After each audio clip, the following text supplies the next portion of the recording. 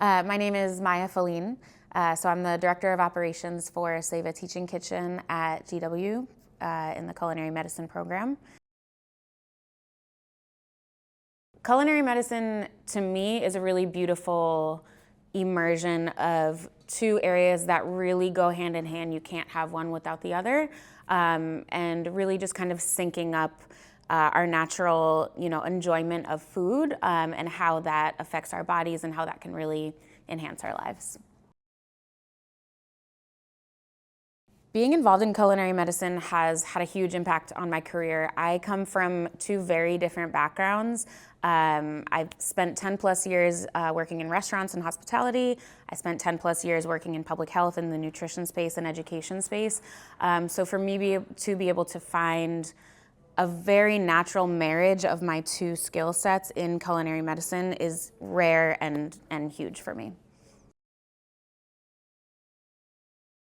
If I had to give advice to someone who was interested in getting into culinary medicine, I would say it's a perfect fit for anyone. I think there's an application for it in any career path, in the food career path, in the medicine career path, in the health space.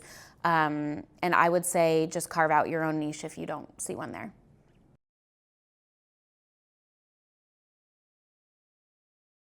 If I encountered someone who was a chef or working in a restaurant space who was resistant to cooking a little bit healthier because maybe it's not their problem, I heard a quote recently that said something along the lines of inconvenience is the price you pay for living in community.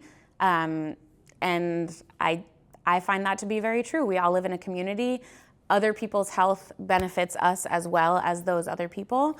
So I think a little bit of inconvenience is okay. And there are certainly ways to make it a win-win for everyone. Those eating in food spaces and those working in food spaces.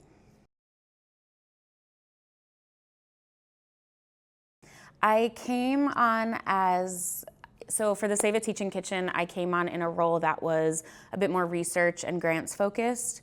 And Carrie brought the kitchen to life in its kind of first year in the opening. She took care of a lot of the logistics and the setup of the space.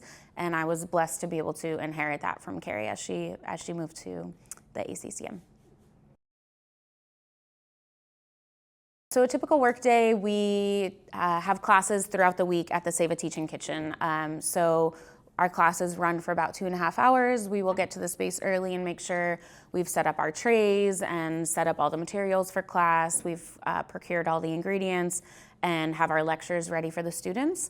We'll get our knife skills all set up, wash hands, chef coats, aprons, hairnets, and then we get ready to teach class. We teach for about 2.5 hours. We cook in the kitchen, we have a really good time with our students, and then we finish up with eating our food and a plate discussion at the end.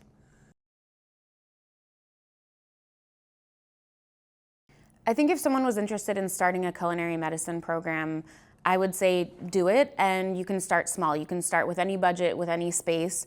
There's accommodations that we've all had to make. All of our spaces are different. We're doing this all around the country. You can do this in a tiny little room with a burner. There's a lot of the education that is just kind of tasting and some lectures. So you don't necessarily have to start big with having a nice cooking space. You can start pretty small and kind of grow from there as you gain interest in the program. And certainly find your community and find your partnerships that can help you grow and expand the program. So my favorite recipe and ingredient, I'm a big hot pepper, hot sauce person. So my favorite recipe is my uncle's long perfected hot sauce, which is a secret family recipe. I'm not able to share it. It's got some carrots in there. It's a fermented sauce. And I just love it. I put it on everything.